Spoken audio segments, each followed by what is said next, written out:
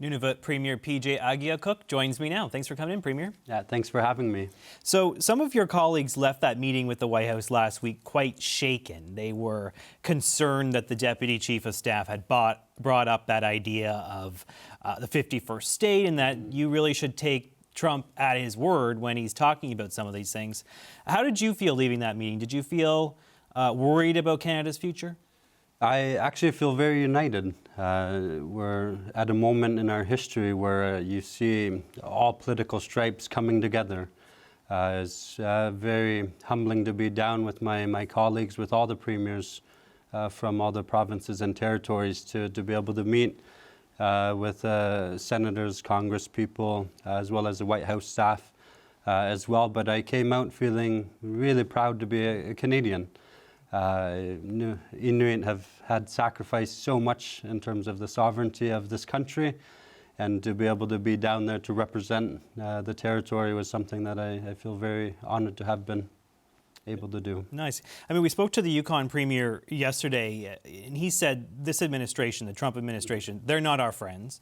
But then we also spoke to the New Brunswick Premier, Susan Holt, who said, I think this talk about the 51st state is a bargaining tactic by the White House, by the United States, trying to scare us a little bit into maybe cutting a deal with them on some of these things. Do you think that the president, should we take him seriously when he says he wants to annex Canada, or he's talking about the 51st state? Is that something that you believe is a real threat? I think we have to take any words very seriously, and I think this has really brought the country together. We are starting to really look at what we could do to unite the country. It has been an opportunity as a Northern Premier to really bring forward solutions to the table in terms of the opportunities that we do have. Whether we're talking about nation-building projects such as the Arctic Security Corridor, the Grays Bay Road and Port Project, which is right at the mouth of the Northwest Passage. That provides us dual-use infrastructure, whether it's unlocking the incredible mineral potential we have in the territory. In this case, we have 23 of the 34 known critical minerals. So this infrastructure like that could really bring the country, and especially the North, to become an economic powerhouse, to be able to bring very good jobs to the country. But also serving the Canadian Coast Guard or the Canadian Navy to be able to see dual-use infrastructure like that. So I really think we're at this moment where we are looking at the unity from coast to coast to coast for us to really build for diversifying our economies, build to ensure that our economy is self-sufficient, and that we really create opportunity for Canada by Canada, and I think the North has to offer a lot. There was some criticism of the trip that the premiers took, some folks saying that we kind of need to abandon this Team Canada approach. You know, instead of going down to Washington, asking them to cut us a deal, lay off, we got so much to offer, we're a partner and an ally. People are saying we should be more aggressive, that we should start talking about hitting back at the U.S., that we should maybe think about even slapping tariffs preemptively on American goods to show Trump that we're serious, that we're not going to take his sovereignty threats. Where do you fall on the spectrum there? Do you think that it's worth still communicating with the Americans, or is it in our best interest to maybe go a more aggressive approach? We always have to continue the conversation. I really think calm really prevails in terms of our ability to have conversations, and I really felt it was important for us to be able to go down to Washington to engage, to have conversations, whether it was with the administration officials or senators, in terms of what the possibilities are. So with that, obviously, we're very supportive of the Team Canada approach in terms of the retaliatory approaches that have been discussed. And so I think we're at that moment where that unity is so important, and as the territory of Nunavut, I very much support that Team Canada approach moving forward as well. What do you make of Trump's talk about a 51st state? It's something that I think we have to really take seriously in terms of the words that he's spoken. It's really brought forward, I think, an opportunity for us to look deep within. I come from a small community of Grise Fiord, which is the most northern community in Canada. with only 120 people. It was a community that was created through forced relocation. So when we're talking about sovereignty or security, Inuit have suffered significantly for the Canadian flag. And so it really hits home to me in terms of the challenge, but also the resilience that Inuit have demonstrated just not long ago. And so I think we have to take the words very seriously, but for us to really build from within. And I think the North has an incredible opportunity of providing the solutions to the challenges that we are seeing right now, and that I'm confident that we will overcome this. But it will require for us to be united, and I've never seen so much unity for us to be able to build from coast to coast to coast. And I think right now the North has so much to offer to unlock the true potential. Southern Canada has seen nation building from 100 years in terms of the railway that's been built, or the highways that have been built that bring movement of goods or people. And we haven't quite done that in the third coast, which is looking to the north. And I think this is a moment in time where every Canadian that I've talked to and every premier around the Council of Federation table, that there's a keen interest and strong support to see that nation building happen up north.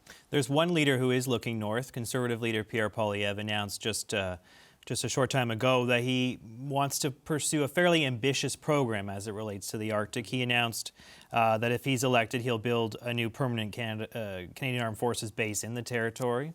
Talking about Akeeagok, he's talking about doubling the number of rangers in the patrol group. He wants to add icebreakers. There's a whole program, most of it military focused.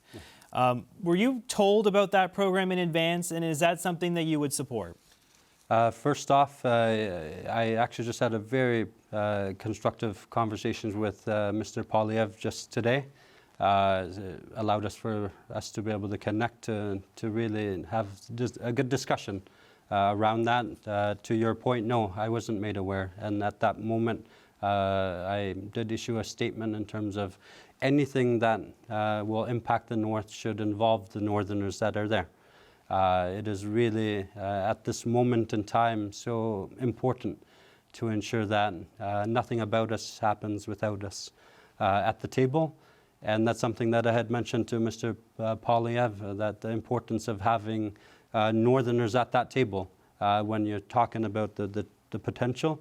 And during that conversation, it was something I stressed, that there are nation-building opportunities that have come in particular from Inuit. The Arctic Security Corridor being one of them, the Grays Bay Road and Port, which is a nation building. You look to the east, you have the Akeeagok deep sea port. In Iqaluit alone, you have the hydroelectric dam project being led by Inuit as well.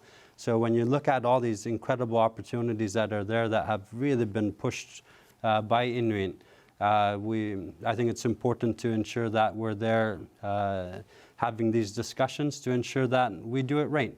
The history, as I've mentioned, in the community of Grise Fiord hasn't always been kind. And I think we have to learn from that experience and ensure that, in particular, the Indigenous voices, and in this case, Inuit voices, are heard as those conversations are happening. We've never seen the attention to the North like we are seeing it now. And I think this is a moment in time where we have to get it right. And I think having those conversations with all leaders, not just Mr. Poilievre, have to happen in terms of having those conversations.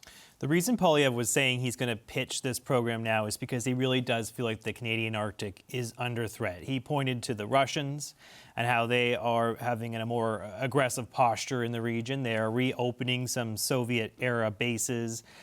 China, too, potentially trying to get involved in this sphere. Do you feel like the Arctic is under threat right now? Do we need to boost our military presence in the region?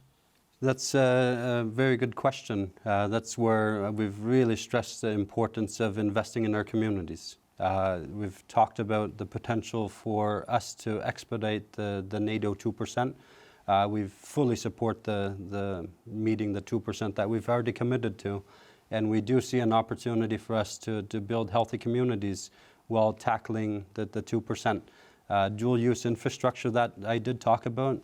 There's no secret, there's a huge infrastructure gap between the south to the north.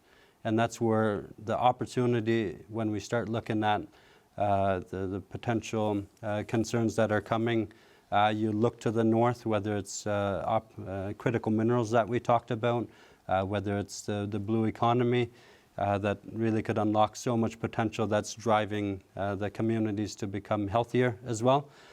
So we really do see an opportunity for us to do nation building, which any investment in the north that creates healthy communities, prosperous communities, is something that really Canada could proudly say we assert our sovereignty over the north. And it is through those types of investments where we do see we will get there. All right, let's leave it there. Thank you so much, Nunavut Premier P.J. Akeeagok. Appreciate you coming in, sir. Thank you.